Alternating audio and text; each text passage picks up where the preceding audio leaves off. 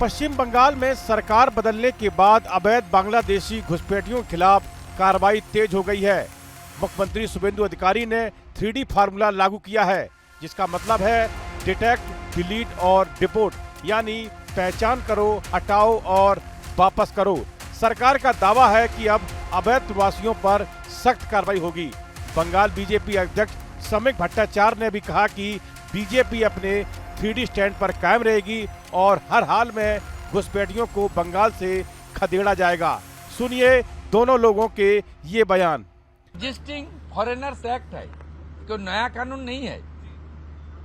अरे ये लोग चला जाना चाहिए और उनका बांग्लादेशी जो नागरिक है उनका लेने का जिम्मेदार तो है उनका। तो जब हम लोग यहाँ से बोल रहा था तब वहां से उनका जो स्पोक्स पर्सन है, मैं देखा था सोशल मीडिया में और यूट्यूब में आया, जो उन्होंने बताया जो बांग्लादेशी है वो तो हम लोग ले लेगा।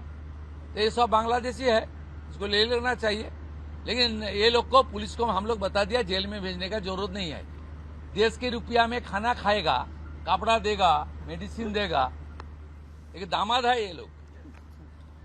जल्दी जल्दी भागो, जल्दी जल्दी भागो, नहीं तो जो करना है सरकार करेगा। नहीं, वो बीजेपी का एकदम घोषित स्टैंड है, डिटेक्ट, डिलीट एंड रिपोर्ट।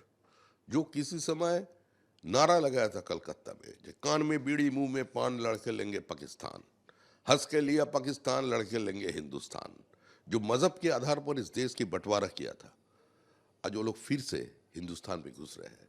ये देश कोई धर्मशाला नहीं है, कोई कोठा नहीं है, जब जिसका मन चाहे घुस जाए, ऐसा हो नहीं सकता। अब बंगाल में इसी 3D फार्मूले से घुसपैठियों में खलबली मची हुई है। हालत यह है कि बंगाल में कई जगह बांग्लादेश बॉर्डर पर घुसपैठिए भाग रहे हैं। इसी के तहत मालदा और मुर्शिदाबाद में 2 होल्डिंग सेंटर भी बनाए गए हैं, जहां पकड़े गए संदिग्ध बांग्लादेशियों को रखा जा रहा है। सरकार की सख्ती के बाद उत्तर 24 परगना के बिथारी हाकिमपुर बॉर्डर पर सैकड़ों बांग्लादेशी नागरिक लौटने के लिए पहुंच गए।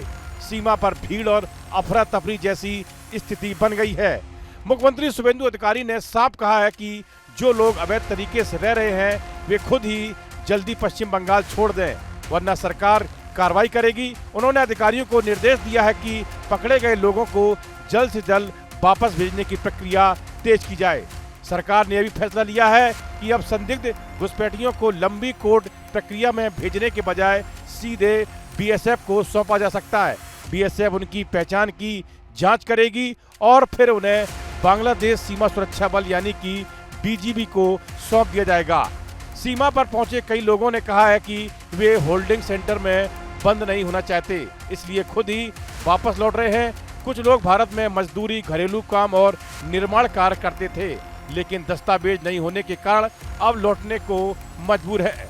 दरअसल ये पहली बार है जब बंगाल की धरती पर घुसपैठ का मुद्दा केवल राजनीतिक भाषणों तक सीमित न रहकर एक बड़े प्रशासनिक एक्शन में बदल गया है।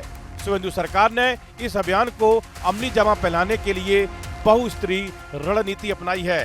केंद्रीय गृह मंत्रालय के नियमों के तहत राज्य में संदिग्ध विदेशी नागरिकों को अस्थायी रूप से रखने के लिए होल्डिंग सेंटर बनाए जा रहे हैं। मालदा के इंग्लिश बाजार टाउन में राज्य का पहला अवैध होल्डिंग सेंटर पूरी तरह से तैयार हो चुका है, जहां सीसीटीवी और भारी पुलिस बल की निगरानी में संदिग्धों को रखकर उनके दस्तावेजों का सत्यापन किया जा रहा है। घुसपैठियों के खिलाफ इमिग्रेशन एंड फॉरेनर्स एक्ट 2025 के तहत बंगाल पुलिस के हेड कांस्टेबल और उससे ऊपर के रैंक के अधिकारियों को यह असीमित शक्ति दी गई है कि वे बिना किसी अदालती वारंट के किसी भी संदिग्ध विदेशी नागरिक को सीधे गिरफ्तार कर सकते हैं। इस वीडियो फिलहाल इतना ही। आप बने रहिए न्यूज नेशन के डिजिटल प्लेटफॉर्म के साथ। आपके मोबाइल पर तुरंत आएगी ब्रेकिंग न्यूज।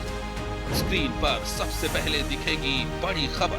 देश दुनिया की हर खबर एक जगह। अब आपके मोबाइल पर तुरंत फटाफट इंस्टॉल कीजिए न्यूज नेशन ऐप और रखिए खुद को अपडेट।